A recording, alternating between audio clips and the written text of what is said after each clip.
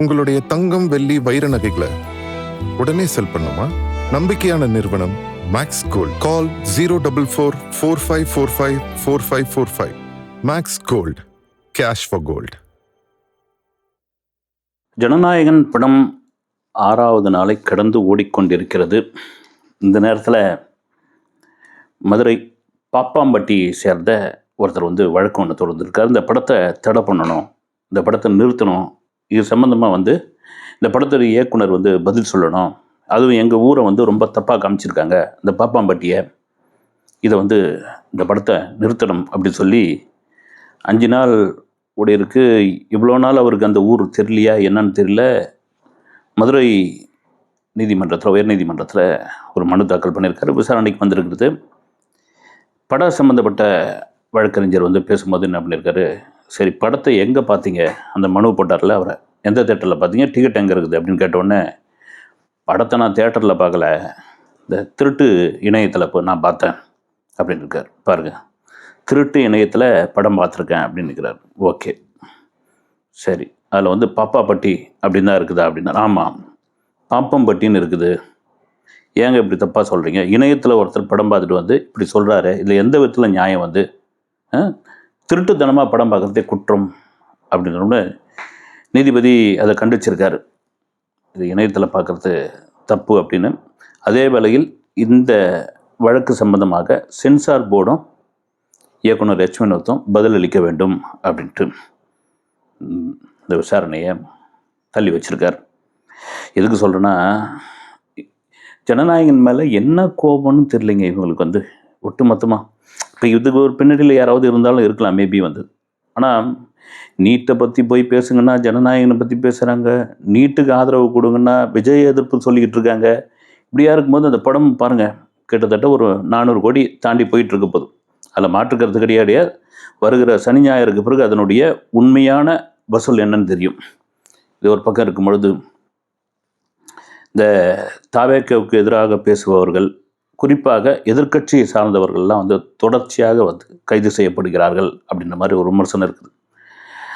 அதுக்காக முதல்வரை எலும்பு முறிப்பேன், எலும்பு உடைப்பேன் அப்படின்னு பேசினா எந்த விதத்தில் நியாயம் அது யாராக முதல்வராக கூட இருக்கட்டும், முதல்வர் அப்படி பேசலாமா அப்படின்றது.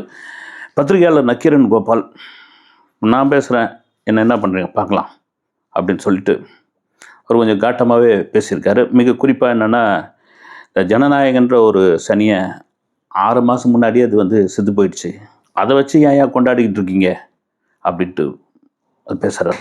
எவ்வளோ அதாவது கோடிக்கணக்கான ரசிகர்கள் அந்த படத்தை கொண்டாடிக்கிட்டு இருக்காங்க, கொண்டாடி முடிச்சிட்டாங்க. அது திட்டமிட்டு ஒரு இணையத்தில் பரப்பப்பட்டு, திருட்டுத்தனமாக பரப்பப்பட்டு, சென்சாரில் மிகப்பெரிய சிக்கலை உண்டு பண்ணி 6 மாதமாக ஒரே சுற்றலில் விட்டுட்டு அந்த படத்தை கடந்த வியாழக்கிழமை ரிலீஸ் பண்ணாங்க. அது ஒரு சனியை, அது ஏன் பார்க்குறீங்க அப்படின்னு சொல்கிறார். இதை விட என்னென்னா, இந்த கரூர் சம்பவம் நடந்ததில் அப்போவே விஜய் மேலே ஒரு எஃப்ஐஆர் போட்டு அந்த பஸ்ஸை சீஸ் பண்ணியிருந்தா இவ்வளோ பெரிய விவகாரமே கிடையாது. அதெல்லாம் விட்டுட்டீங்க. அதெல்லாம் விட்டுட்டு இப்போ இதுக்கு இப்படி இவ்வளோ தூரம் வளர விட்டுட்டீங்க அப்படின்ட்டு அப்புறமா சிஎம் வழக்கம் போல் அவன் இவன் அப்படின்னு அவருடைய பாடி லாங்குவேஜ் தெரியல, ஒரு வித்தியாசமான பாடி லாங்குவேஜ். எம்என் நம்பியார் மாதிரி இப்படி கையெல்லாம் கசக்கிட்டு உருக்கிட்டுக்கிட்டு இதெல்லாம் பண்ணுவார். இது ஒரு பத்திரிகையாளர் இப்படி பேசலாமா? என்னதாலும் சிஎம்ங்க சிஎம் ஜெயலலிதா ஆட்சி காலத்தில் நீங்கள் ஒரு பத்திரிகையாளராக, பத்திரிகை ஆசிரியராக பத்திரிகை நடத்தி கொண்டு இருக்கும் பொழுது என்னென்ன துன்பங்கள்லாம் நீங்கள் அனுபவிச்சிங்க அந்த முதல்வரால். அப்போ குரல் கொடுத்தது யார்? ஒட்டு மொத்தமாக எல்லாரும் தான் குரல் கொடுத்தாங்க. தமிழக மக்களே குரல் கொடுத்தாங்க. ராயப்பட்டியில் இருக்கிற ஜான்கான் ரோட்டில் நக்கீரன் அலுவலகத்தை கரண்ட் கொடுக்காம, தண்ணி கொடுக்காம கட் பண்ணி, அங்கே இருக்கிற அந்த குடியிருப்பு வாசிகள் மொத்த பேருக்குமே, ஏன்னா எல்லாரும் ஒன்றா சேர்ந்து குரல் கொடுப்பாங்க, முதல்ல ஆஃபீஸை காலி பண்ணுங்க அப்படின்னு. அதற்கெல்லாம் எல்லாரும் தான் துணை நின்றார்கள். அதெல்லாம் விட்டுட்டு ஒரு என்ன சொல்கிறது, அவன் இவன் அப்படின்ற மாதிரி பேசுகிறதுலாம், அவ்வளோ ஒரு சீனியர் ஜேர்னலிஸ்ட் அவருக்கு ஏன் எப்படின்னு தெரியல. முழுமையாக திமுகவுடைய அனுதாபியாக மாறிட்டார் அப்படின்னா மாறிட்டார், ரைட்டு. அது நக்கீரன் அப்படியாப்பட்ட பத்திரிகையாக மாறிடுச்சா அப்படின்னா ரொம்ப காலம் ஆயிடுச்சுங்க அது அப்படின்னு கூட சொல்லலாம். இது கரூர் சம்பவம் அப்படின்னு சொல்லும்போது தான் ஞாபகம் வருது. வினோத் இன்டர்வியூ வந்து திரும்ப ஒரு முறை நான் பார்த்தேன். நான் இது மாதிரி கரூரில் நீங்கள் வந்து ஜனநாயகன் படத்துடைய ஷூட்டிங்கை நடத்துனீங்களா, அந்த கரூர் சம்பவத்தை லைவில் ஷூட்டிங் நடத்துனீங்களா அப்படின்ற கேள்வி அவர் இன்டர்வியூ கொடுத்த பெரும்பான்மையான ஊடகங்கள் கேட்டாங்க. வந்து அவர் என்ன பதில் சொன்னார்னா, அந்த சம்பவத்தப்போ நான் வந்து வீட்டில் தான் இருக்கிறேன், வீட்டில் உட்காந்து டிவி பார்த்துக்கிட்டு இருக்கேன். இந்த சம்பவம் நடந்து முடிஞ்ச உடனே ஒட்டுமொத்தமாக இந்த சம்பவத்திற்கு காரணம் வந்து விஜய், அப்புறம் இந்த சம்பவத்து சமயத்தில் வந்து ஜனநாயகன் படத்தை தெரியாதனமாக கேமரா வச்சு எடுத்தாங்க அப்படின்னு ஒரு பொய்யை சொன்ன உடனே, அதுவும் வந்து மெயின் ஸ்ட்ரீம் மீடியாக்கள் சிலது பேச ஆரம்பித்தாங்க. சில மூத்த பத்திரிகையாளர்கள் வந்து நேரில் பார்த்த மாதிரி உட்காந்து பேசினாங்க. எனக்கு அதுக்கு முன்னாடி விஜய் மேலே ஒரு பெரிய மரியாதை இருந்தது. அந்த சம்பவத்துக்கு அப்புறம் இந்த மாதிரியான ஒரு பழிச்சொல்கள்லாம் வந்த பிறகு மிகப்பெரிய மரியாதை வந்து விஜய் மீது, சிஎம் விஜய் மீது எனக்கு ஏற்பட்டது அப்படின்னு அவர் ஒரு பக்கம் சொல்லியிருக்காரு. இன்னொரு வீடியோ நேற்று முந்தின நாள்லேருந்து வைரல் ஆகிட்டே இருந்தது. முன்னாள் கல்வி அமைச்சர் அன்பில் மகேஷ் அவர் எங்கேயோ இடத்துல நின்றுட்டுருப்பார். ஒரு மாணவி, இது என்ன பள்ளி மாணவியா இல்லை நர்சிங் மாணவியான்னு தெரியல, வித்தியாசமான உடையாக இருக்கும். அது பார்த்திங்கன்னா ஜனநாயகன் படத்தோட இன்ட்ரோவில் வந்து முதல்வர் சட்டசபையில் என்னென்னலாம் பேசினாரோ அது இன்ட்ரோவில் போட்டு காமிக்கிறாங்க. இந்த அநியாயம் எங்கெங்கே நடக்கும், இந்த அக்கிரமம் எங்கெங்கே நடக்கும் அப்படின்னு அது அந்த மாணவி பேசிகிட்டு இருக்காங்க. பேசினோடனே பார்த்திங்கன்னா ஒரு ஃப்ளோவே வரல. அதாவது அவங்கக்கிட்ட வந்து சரிம்மா போமா இருக்கட்டம்மா அப்படின்னு அவர் அமுச்சு வைக்கிறாரு. அதில் ஒரு ஃப்ளோவாகவே இல்லை. ஒரு சின்ன ஒரு பயத்தோடு தத்தி பேசுது. சொல்லிக் கொடுத்து பேசும்போது எப்படி இருக்கும், இதை நம்மளை சொல்லிக் கொடுத்து தான் பேச வைக்கிறாங்க, இதை நம்மளை பேசுங்கன்னு சொல்கிறாங்க அப்படின்ற ஒரு பயம் எப்போயுமே இருக்கு இல்லைங்களா. அது மாதிரியான ஒரு விஷயமா இருக்குது. நிறைய வந்து அந்த வீடியோவை பார்த்திங்கன்னா தெரியும், க்ளோஸ்அப் போவோம், மிட் ஷாட் வரும், அப்புறம் லாங் ஷாட் போவோம். வந்து எதுக்கு சொல்கிறேன்னா, ரைட் ஓகே, அந்த கரூர் சம்பவத்தப்போ இவர் சொன்னது தான், அன்பில் மகேஷ் அவர்கள் சொன்னது தான், படித்து சொன்னேன்டா, கண்டிஷனை ஃபாலோ பண்ணுங்க அப்படின்னு படித்து சொன்னேன்டா அப்படின்னு. அது ஒரு திரைப்படத்தில் கூட டைலாகை வந்து எல்லாரும் சிரித்தாங்க. ஜீவா நடித்த திரைப்படத்தில் வந்து எல்லோரும் ஒவ்வொன்று சிரித்தாங்க. வந்து அதுதான் நீங்கள் வீடியோ எடுத்து அது தெரிஞ்சு போகுதுங்களே, அது ஏன் திரும்பவும் வந்து நீங்கள் வீடியோ எடுத்தது, அது ஏன் நீங்கள் மறுபடியும் ஒரு மாதிரி என்ன சொல்கிறது முகம் வாங்கணும்? ஏதாவது ஒரு வகையில் வந்து விஜய் அரசு விமர்சனம் பண்ணணும், ஏதாவது ஒரு வகையில் தாவேக்காவை டேமேஜ் பண்ணணும் இவங்களான்னு நினச்சிக்கிட்டு ஒரு ரீல்ஸும் ஒரு வீடியோ எடுக்கிறாங்க. அது அப்படியே இவங்களுக்கு எதிராக மாறிடுது. வந்து அதுதான் எனக்கு ஒன்றுமே புரியல. வந்து ஏன் அப்படின்னு இது ஒரு பக்கம் இருக்கும்போது, இந்த கரூர் சம்பவத்தால் உயிரிழந்தவர்களுக்கு அரசாணை வழங்கினார் இல்லையா சிஎம் விஜய், அது செல்லாது அப்படின்னு ஹைகோர்ட்டு சொல்லிடுச்சு. வந்து சொன்ன உடனே சீமான் தம்பிகளும் பயங்கரமாக பட்டாசு வெடித்து நினைப்பு கொடுத்து கொண்டாடாத வகையில் அப்படி கொண்டாடிட்டு இருக்காங்க. வந்து ஏன்னா அவங்க தான் அந்த மனுவை போட்டிருந்தாங்க. வந்து இது எப்படி கொடுக்கலாம் அப்படின்னு. அது பொதுவான காரணமாக சில பேர் சொன்னது என்னென்னா, ஏங்க ஒரு கூட்டம், அரசியல் கூட்டம் ஒருத்தரை பார்க்க வந்தாங்க, ஒரு சம்பவம் நடந்துடுச்சு, அதில் 41 பேர் பலி ஆகிட்டாங்க, அதுக்கெல்லாம் கவர்மெண்ட் வேலை கொடுத்தீங்கன்னா எப்படிங்க? இப்போது சிவகாசியில் வெடி விபத்து ஏற்படுது, கள்ளச்சாராயம் குடிச்சு இறந்து போகிறாங்க. இப்படி இவங்களுக்கெல்லாம் வந்து நீங்கள் அரசு வேலை கொடுக்க ஆரம்பித்தா அப்புறம் என்ன அரசு வேலைக்கான மதிப்பு என்ன? அது அரசு வேலை கிடைக்காம எவ்வளோ பேர் வந்து காத்துக்கிட்டு இருக்காங்க, எம்ப்ளாய்மெண்ட் எக்ஸ்சேஞ்சில் எவ்வளோ பேர் வந்து சீனியாரிட்டி பிரகாரம் வந்து நின்றுக்கிட்டு இருக்காங்க அப்படின்னு ஒரு கேள்வி இருந்தாலும் வந்து அஜித்குமார் அவருடைய லாக்அப் டெத்தில் இருந்த அவருடைய ஃபேமிலி கூட ஒரு அரசு வேலை கொடுத்தாங்க.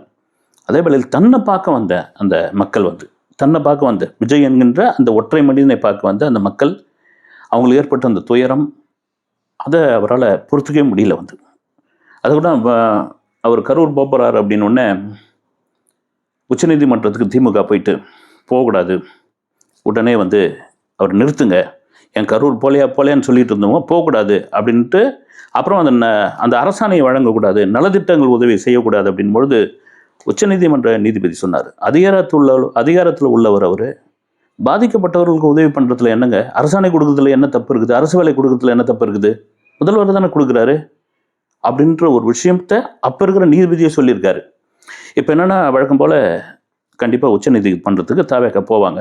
ஆனால் அதுக்குள்ளே பார்த்தீங்கன்னா இங்கே சீமானை சார்ந்த கட்சி சார்ந்தவர்கள்லாம் ஏதோ பெரிய வெற்றி கொடியை நாட்டிட்டு தான் அப்படி இது பண்ணுறாங்க. அப்போ நீங்கள் முழுக்க முழுக்க வந்து ஒரு தாவேக்கான்ற ஒரு ஒரு ஒரு கட்சியை அவ்வளோ அளவுக்கு நீங்கள் கடுமையாக எதிர்க்கிறீங்க. விஜயன்றவர் வந்து அந்த இடத்துக்குள்ளே உட்காந்துட்டாருன்ற உங்களுக்கு காண்டாயிப்போச்சு. அதனுடைய இதுதான் என்ன, ஒப்பனை கலைத்தவுடனே அரியணையில் ஏறணும் ஆசை வந்துடுச்சா அப்படின்லாம் கூட சீமான் ஒரு தடவை சொன்னார். ஒப்பனை கலைத்தவுடன் அரியணையில் ஏற வேண்டும் அப்படின்ற ஆசை வந்துடுச்சு அப்படின்னு. அவரே நடிகர் தான், அவரே இயக்குனர் தான், அவரே திரைப்படத்துறையை சார்ந்தவர் தான். அவர் இன்னும் தன்னை வந்து முழு நேர அரசியல்வாதி மாதிரி இதை சொல்ல ஆரம்பிச்சிட்டார். வந்து எதுக்கு சொல்கிறேன்னா, இப்போ தனுஷ் இப்போ என்ன பண்ண போகிறார் சீமான்? இப்போ அவருக்கு தான் பெரிய ப்ராப்ளம். இப்போ தனுஷுக்குன்னு ஒரு இளைஞர்கள் கூட்டம் இருக்கும். நம்ம கம்மியாக இருக்குதா அல்லது அதிகமாக இருக்குதா பெருமளவில் இருக்குதா தாண்டி, ஏன்னா நாம் தமிழருக்கு தான் முழு இளைஞர்கள் கூட்டம் எங்கள் பக்கம் தான் இருக்குது. தமிழகத்தில் இளைஞர்களுடைய கூட்டத்தை நாங்கள் தான் வழி நடத்திட்டு இருக்கோம். இளைஞர்களுடைய நம்பிக்கை நட்சத்திரமாக எங்கள் அண்ணன் சீமான் தான் இருக்கிறாரு அப்படிலாம் சொல்லிட்டு இருந்த பொழுது, விஜய் ஒரே ஒரு மாநாடு, விக்கிரவாண்டி மாநாடை நடத்தி முடித்தார். அங்கே ஆரம்பிச்சிடுங்க. அங்கே ஆரம்பித்த கலக்கம்தான் அது அப்படியே தீப்பொறியாக பொறிஞ்சு சாபம் விட்டு இன்னைக்கு வரைக்கும் அந்த கோபம் அணையில் சிஎம்மாக உட்காந்தாச்சு. சிஎம்மாக உட்காந்த பிறகு முதல்ல பார்க்க வந்தது சீமானை தான். அது எப்படியாப்பட்ட ஒரு விஷயம் பாருங்க. அதுதான் அங்கே தான் நிற்கிறாரு சிஎம் விஜய். இப்போ சரி தனுஷ் வந்துட்டார். இன்னைக்கு கூட பார்த்தீங்கன்னா போயஸ் கார்டனில் இன்றைக்கி பிறந்த நாள். போயஸ் கார்டனில் ரஜினிக்கு வர கூட்டத்தை தாண்டி அவ்வளோ பெரிய கூட்டம். அது தானாக சேர்ந்த கூட்டமா அல்லது துட்டு குடிச்சு வர வச்ச கூட்டமானு விடுங்க நீங்கள். அப்படி ஒரு கூட்டம் தலைவா அது இதுன்னு ஆள் உயரமால் அப்புறம் பால்கனியில் நின்றுக்கிட்டு அவர் கையை ஆட்டுறது, கையை அசைக்கிறது. நிச்சயமாக அவர் அரசுக்குள்ளே நிச்சயமாக வராரு. அதற்கான ஒரு வெள்ளோட்டம் தான் அது. அதையும் தாண்டி ஒரு சில அடி தூரத்தில் இருக்கிற மாமனார் ரஜினிகாந்த் வீட்டுக்கும் பாருங்கள், உங்களை தாண்டி எனக்கு எவ்வளோ பெரிய கூட்டம் பார்த்தீங்களா, உங்களை தாண்டி எனக்கு எவ்வளோ பெரிய மாஸ் பார்த்தீங்களா, நீங்கள் அரசியலுக்குள்ளே வரல, இப்போ நான் வரேன் பாருங்கள் அப்படின்னு ஒரு என்ன சொல்கிறது, அவருக்கு ஒரு உதாரணம் காட்டுற மாதிரி அதை காமிச்சிருக்காரு. Right, okay. நான் திரும்ப சொல்கிறதான், யார் வேணாலும் அரசியலுக்குள்ளே வரலாம், மக்கள் ஏற்றுக்கிட்டா, மக்கள் வாக்களித்தா. இப்போ என்னென்னா இவர் வரப்போகிறாரு, இவர் ஒரு கூட்டத்தை இழுத்துமா போகிறாருன்னா, இப்போ சீமானுடைய அந்த எதிர்ப்பு தனுஷ் எதிர்ப்பாக மாறினாலும் மாறலாம். தனுஷை வந்து தெலுங்கர்னு சொல்லனாலும் சொல்லலாம், சொல்கிறதுக்கான வாய்ப்பு இருக்குது. தேனி மாவட்டத்தினுடைய பூர்வீகம் என்ன அப்படின்னா எடுத்தாலும் எடுக்கலாம். என்னென்னா நாம் தமிழர்ன்ற ஒரு கட்சி, நீங்கள் இதே மாதிரி வந்து இருக்கிற யங்ஸ்டர்ஸ் பூரா திட்டிக்கிட்டு இருக்கிற வளர்ந்து வர இவங்களெல்லாம் வந்து நீங்கள் வன்மமாக போட்டு திட்டிக்கிட்டே இருந்தீங்கன்னா அப்படியே கொஞ்சம் கொஞ்சமாக அந்த கூட்டம் வந்து வேற ஒரு திசைக்கு மாறிடுச்சு. இப்போ வாக்கு வங்கியுடைய சதவீதம் கீழே இறங்கிடுச்சு. அதனால் இந்த அரசாணையை நாங்கள் வந்து தடுத்து நிறுத்திட்டோம், நாங்கள் வென்றுட்டோம், எங்களுடைய பவர் என்ன அப்படின்னு தொடர்ச்சியாக நீங்கள் பேசிட்டு வர்றது சரியான விஷயமா எனக்கு தெரியவே இல்லை. அப்புறம் சீமான் சொன்ன உடனே தான் நேற்று நடந்த ஒரு கூட்டம், ஒரு கூட்டத்தில் பார்த்தீங்கன்னா திடீர்னு மாப்பிள்ளை சீமான் அப்படின்றாரு நயினார் நாகேந்திரன், மாமா நயினார் அப்படின்றாரு அவர். அப்புறம் சரத்குமார் உட்காந்துக்கிட்டு இருக்காரு. அப்போ சித்தப்பு சரத்குமாரா அப்படின்னு தெரியல. எல்லாரும் என்னையா ஒரு பாசிச அரசு, பிஜேபி ஒன்றிய அரசு, மோடி அப்படிலாம் பேசிகிட்டு இருந்தவர் இன்றைக்கி பார்த்தீங்கன்னா மாமா நயினார், மாப்பிள்ளை சீமான், சித்தப்பு சரத்குமார் அப்படின்ற ரேஞ்சில் இப்படி ஒன்றாகிட்டு இருக்காங்களே அப்படின்னா, இப்போ ஒட்டுமொத்தமாக எல்லா கட்சியும் நான் தமிழகத்தில் திமுக, அதிமுக, பிஜேபி, நாம் தமிழர் எல்லாரும் சேர்ந்து டிவிகேவை எதிர்க்க போகிறார்கள், எதிர்க்க ரெடி ஆயிட்டாங்க. என்ன காண்டு நான் திரும்ப சொல்கிறது என்னன்னா, இவங்க எதிர்பார்க்கலப்பா விஜய் வருவார், டிவிக்கு ஆட்சி அமைக்குன்னு இவங்க எதிர்பார்க்கல, ஆட்சி அமைச்சாச்சு. அதனுடைய காண்டு தான் ஒட்டுமொத்தமாக சேர்ந்துட்டாங்க. எங்க ஆட்சி அமைக்கிறதுக்கு உரிமை கோரிக்கிட்டு இருக்கும் பொழுதே வந்து பார்த்தீங்கன்னா அதிமுகவும் திமுகவும் ஒரு ரகசிய கூட்டணி வச்சுக்கிறாங்கன்னா அது எவ்வளோ பெரிய ஒரு அசிங்கமான ஒரு விஷயம். இன்றைக்கி பார்த்தீங்கன்னா மேடையில் வந்து மாமா மச்சான் பேசிக்கிறாங்கன்னா என்ன அர்த்தம்? நாம் மாமா மச்சான் பேசிப்போம், நம்முடைய நோக்கம் இந்த டிவிக்கு அரசை எப்படியாவது கீழே இருக்கணும், இந்த டிவிக்கு அரசு இனி ஆளக்கூடாது அப்படின்னு. ஆனால் நாளுக்கு நாள் மக்கள் செல்வாக்கு டிவிகே மீதும் சிஎம் விஜய் மீதும் கூடிக்கொண்டே இருக்கிறது என்பதில் மாற்று கருத்து கிடையாது. அடுத்த வீடியோவில் சந்திக்கிறேன். நன்றி.